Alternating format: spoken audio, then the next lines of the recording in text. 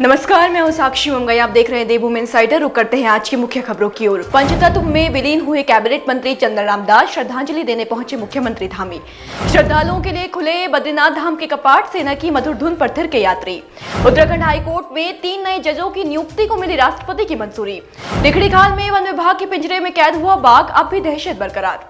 फिर बिगड़ा मौसम का मिजाज, केदारनाथ और यमुनोत्री धाम में बर्फबारी। अब खबरें विस्तार से।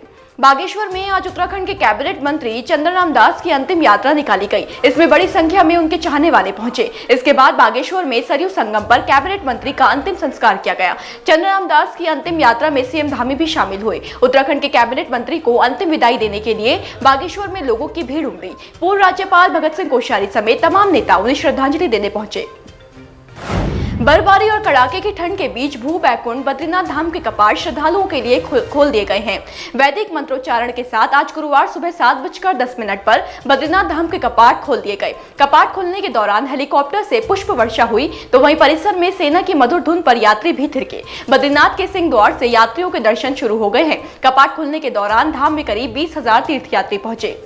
उत्तराखंड हाईकोर्ट में 3 नए जजों की नियुक्ति को राष्ट्रपति की मंजूरी मिल गई है। राष्ट्रपति भवन से जारी आदेश की प्रति उत्तराखंड हाईकोर्ट भी पहुंच चुकी है। उत्तराखंड हाईकोर्ट में वर्तमान में मुख्य न्यायाधीश सहित 5 जज कार्यरत हैं। 3 जजों की नियुक्ति के बाद से ये संख्या 8 हो जाएगी। बता दें कि राष्ट्रपति ने हाईकोर्ट के वरिष्ठ अधिवक्ता राकेश थपलियाल, पंकज पुरोहित व रजिस्ट्रार जनरल विवेक भारती को उत्तराखंड हाईकोर्ट का जज बनाए जाने के आदेश दिए हैं।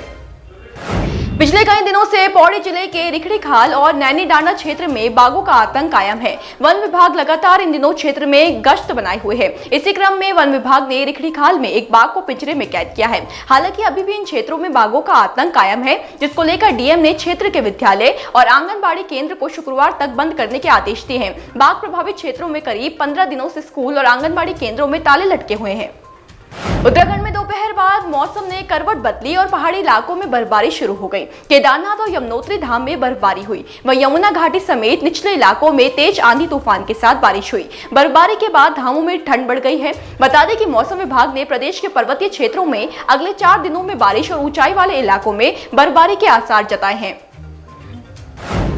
अगली खबर बागेश्वर से। आकाशीय बिजली गिरने से लेटी गांव में 13 मवेशी मर गए हैं। मवेशियों को चुगाने गए चरवाहे घटना में बाल बाल बच गए। उन्होंने पशुपालकों को आपदा के तहत मुआवजा देने की मांग की है। जानकारी के लिए बता दें कि गुरुवार को दोपहर बाद अचानक से मौसम में परिवर्तन हुआ। तेज हवाएं चली और लेटी गांव के कंपार्ट नंबर 7 में गौजो मंदिर के पास गाय, बैल, बकरियां आदि चुगान कर रही थी। हवाओं से बचने के लिए चरवाहे मंदिर की धर्मशाला में चले गए। एकाएक विशालकाय चीड़ के पेड़ पर आकाशीय बिजली गिर गई और इस हादसे में 13 मवेशियों की मौत हो गई।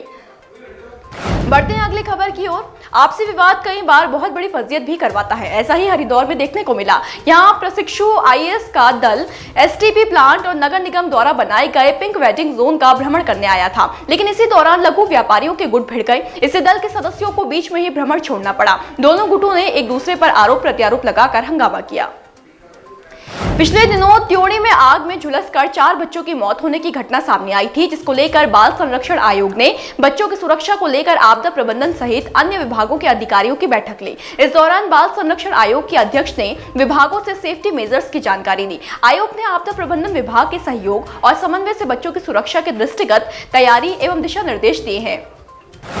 देश भर से चारधाम यात्रा 2023 में आने वाले श्रद्धालुओं को स्वास्थ्य गाइडलाइन और जानकारी हासिल करने में अब दिक्कतें नहीं आएंगी। इसके लिए हिंदी और अंग्रेजी के अलावा बंगाली, गुजराती, तमिल, तेलुगु, मलयालम, कन्नड़ और उड़िया भाषा में हेल्थ एसओपी जारी की जा रही है। ऐसे में श्रद्धालुओं को लोकल भाषा में जानकारी मिलेगी तो वो अपने स्वास्थ्य आदि का ध्यान रख पाएंगे। बता दें कि चारधाम यात्रा के लिए अब तक 19 लाख लोग ऑनलाइन पंजीकरण करवा चुके हैं।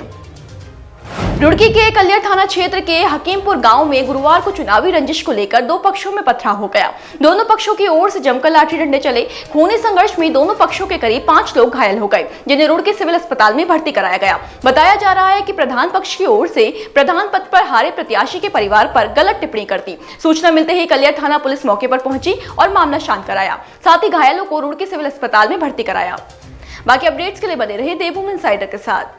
आज ही डाउनलोड करें देवभूमि इनसाइडर।